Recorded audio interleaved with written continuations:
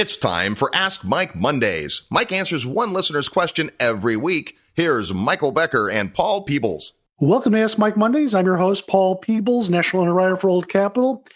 And joining me today, the smartest man in the room, Mr. Michael Becker. Michael, how are you? Hey, Paul, doing pretty good. How's it going today? It's going well. Just closing out the end of the day here, having a good time here in Dallas.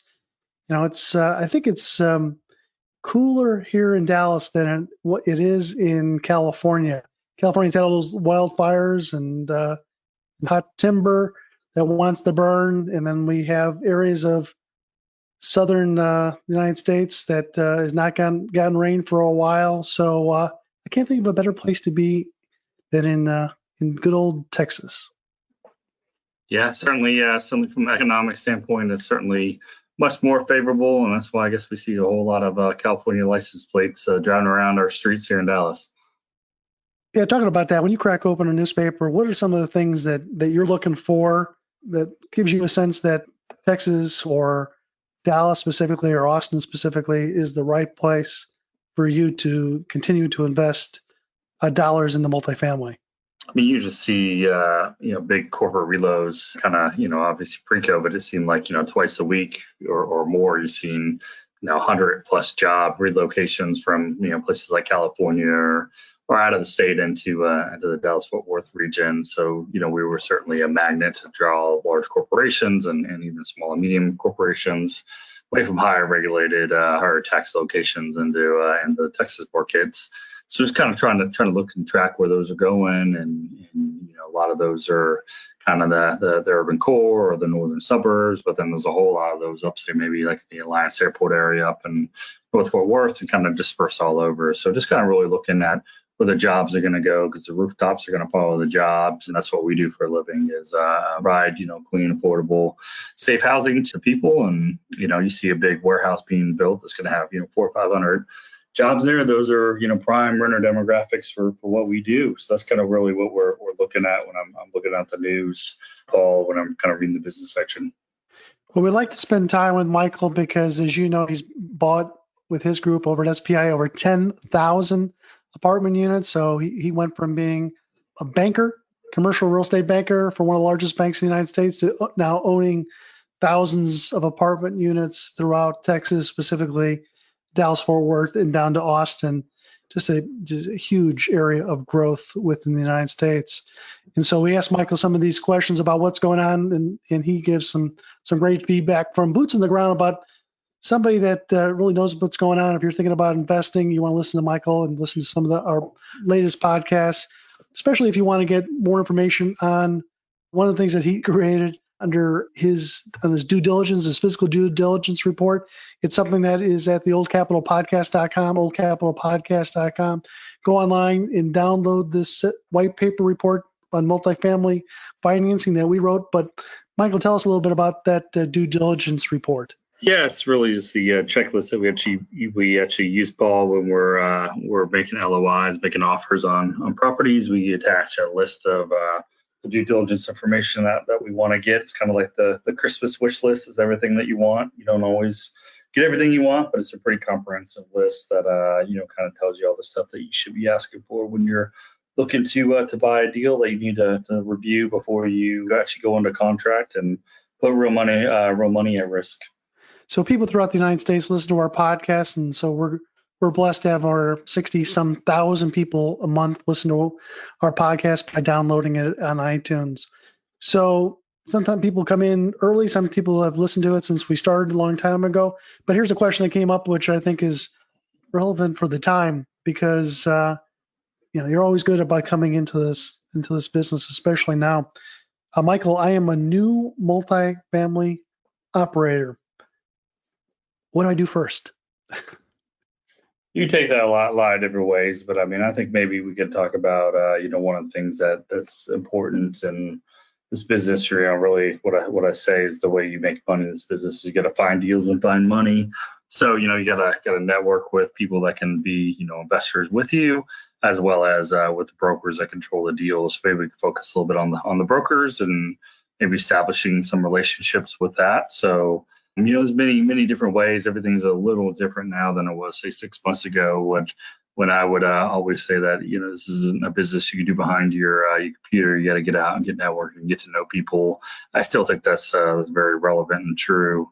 So, going to events when those become a thing again are certainly good ways of getting to know and know and meet these brokers. I mean, Paul, you put on a bunch of events, whether it's the speaker series and or the capital conference, which this year is going to be virtual, so it'll be a little harder to form those relationships virtually than they are in person. But going to these events where the brokers are at, getting to know and meet them, and putting a face with a name is certainly a good way to kind of give you that little soft edge that you wouldn't have if you didn't do it. The other thing is certainly making sure that you're on all the brokers list.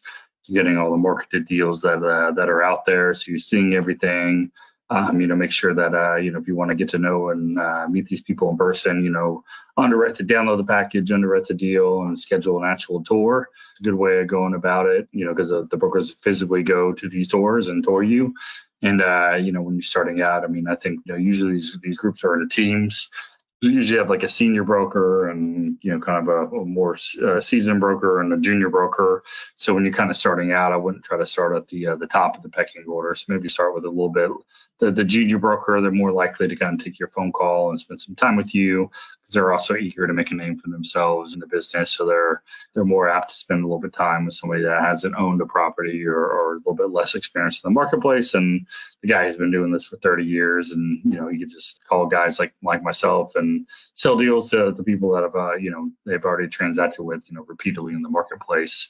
So those are some of the first things I think you should do when you're trying to establish a relationship with brokers. That, and kind of some of the soft things that are really simple, or just don't be a jerk, be polite on the phone, do what you say you're going to do, follow through, give feedback. If you take the time to actually tour the deal with the broker, make sure you call them, follow up, and give them actual feedback on the tour and tell them why this deal either works for you or doesn't work for you, and actually give them some substantive feedback, because they're human beings too, and if they take the time to go walk a property and the summer afternoon and sweat, they certainly don't want you to just go dark and not give them any sort of feedback.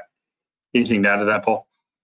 Yeah, some great information on that. Then let me follow up by asking Michael, have you sold a transaction to a new multifamily buyer? Why or why not? Yeah, we have. Certainly some of the first deals we've done.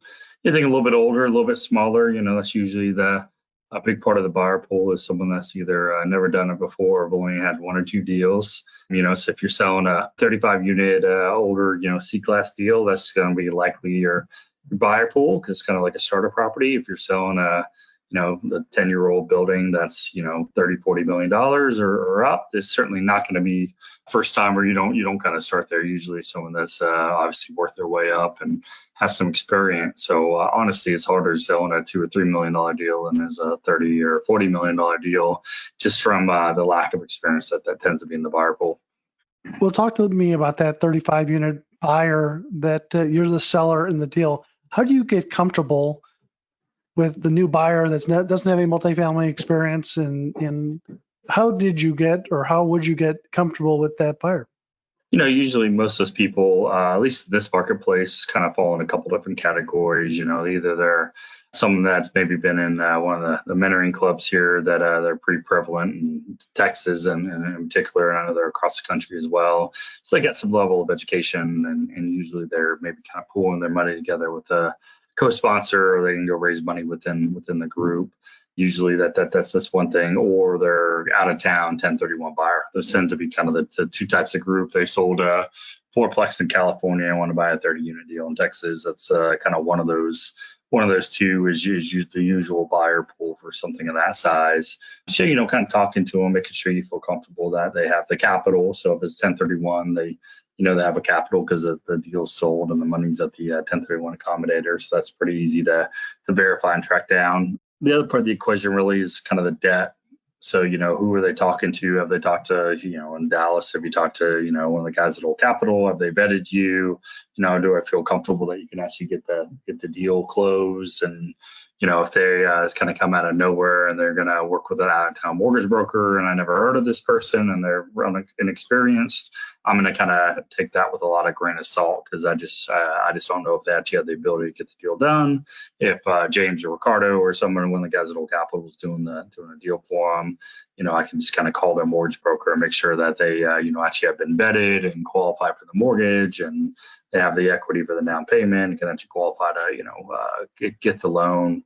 Those are really kind of the two biggest things. And then how are they going to manage? Who's going to do the property management, help with inspections and things like that. Because when you're doing 35 unit deal, it's your first deal. Every decision's a big decision to you because you've just never done it. So everything's kind of slow and you got to overanalyze everything. When you go on your 50th transaction, you don't have to overanalyze it because you've been there and done that so many times. It's kind of second nature, and little things don't come get you upset or flustered along the way. So that's kind of really the biggest. Would you have a call, being that you're the seller and then you're wanting to talk with the buyer on this 35 unit? Would you actually stand up a call with these folks? Yeah, potentially, or if it's someone that's coming through the broker. I know they have the 1031, and I know they're going to do their debt. That would certainly leads a lot of kind of like transfer the credibility from this person who has no credibility because they're new into the business to the vendors that they choose. So if they're choosing, like I said, if Ricardo's representing them from Old Capital, I'll just call Ricardo and say, hey, can I get this deal done or can I not? And if he says they can, he's vetted them and it's cleared him with the Freddie Mac small balance lender or this bank or that bank. That's a lot more credible than if they weren't using someone that I knew and had a reputation within the marketplace that they're buying the deal. What would be your advice when the new buyer gets on the phone with you as the seller? Would your advice be to the new buyer, badmouth the deal as much as you can, try to break the deal down, saying that things are a lot worse, or would you try to build the deal up to make sure that you're a good buyer? Yeah, that's definitely one of the common mistakes that people try to, nitpick every little wrong thing about the deal and try to use that as a negotiating tactic. And that's usually the wrong approach. I mean, to be bullish on a deal, especially in a marketplace like we've been in for the last, 10 years really, where the market's been pretty strong and a lot of robust buyer pool, a pretty deep buyer pool. There's a lot of interest in it. Being bullish, being excited about the deal, talking through, hey, here's where my equity is, here's where my debt's going to come from, here's who's going to manage it, making sure you're, using the vendors that are well known within the marketplace and having a lot of experience and maybe even if you're new, having your mortgage broker maybe join you on the call and maybe having, maybe not the management company, but maybe having like your banker join you on the call so they can, kind of give that third party credibility that, hey, we vetted the deal, they're pre-approved and this won't be a problem. This is the terms of the loan and it's how long it's going to take me. And this is the steps of the process. And, if you kind of hear that from, reputable person that clearly knows what they're doing on the debt side, that really helps. And like I said, either you have the money, set aside in 1031, or maybe you're a member of, one of the local mentoring clubs and that's got a reputation in town to be able to actually to get deals done. Those are little things that kind of overcome the inexperience. If you come in the deal and you said you're out of town, you got vendors that no one has ever heard of, you don't have a lot of confidence, the ability to actually go out and raise the capital and you're being negative about the deal. I think the likelihood of any reputable seller actually choosing you if they have another option certainly goes way down. Definitely is like kissing a lemon if you are the seller of the deal and you're listening to somebody who wants to buy the deal for you and they're just bad mouthing the whole transaction, but they're using it as a pitch to try to get that price down, by $10 or whatever the hell they're trying to do. But I tell you, the sellers, they don't like to deal with people that immediately start bad mouthing their property. That you will be kicked to the curb immediately if there's anybody that's even close to your offer price in that deal. Anything more you can think of, Michael, especially if you're helping new buyers? Yeah, especially if you're represented by a broker as a seller, you'd be going back to the seller, like the broker saying, hell, is this the best you got? You can't find me somebody else. And that's a lot of what the broker's going to do is, they not only try to get the best price for their client, which is the seller, but also assess the credibility of the buyer pool and make a recommendation on kind of the risk of choosing, this person over the next one, as far as, certainty of execution. And, hopefully they can make the recommendation that, person A is more credible than person B in their estimation. And, all things being equal, you should go with a person A over person B. That's certainly it. The brokers control the deals largely. So making sure when you're starting out, make sure that you do your best to build a good track record, a good relationship with these brokers. And, everyone starts with zero. So, going from 0 to 1 is the hardest deal. And going from 1 to 2 is not a little bit easier, it's exponentially easier, 10 times easier than going from 0 to 1. It is going from 1 to 2. So just know that the first deal is you don't know what you don't know. So if you surround yourself with a competent lawyer, good management company, and a good mortgage broker that'll kind of help you, lean on them and get that first deal done. And once you get that first deal done, it gets a hell of a lot easier. Yeah, really rely upon the management company, because you've asked them their professional opinion to figure out how they would manage and operate that property. And by looking at their operating statement pro forma that they've written out for you and how that they would operate the property, gives you kind of an idea is that if you're living in Chicago trying to buy something in St. Louis, or you're living in Florida trying to buy something in Ohio, you may not know these areas, but these management companies know these areas backwards and forwards, and they're going to give you their professional advice on how they would manage the property, how they would operate the property.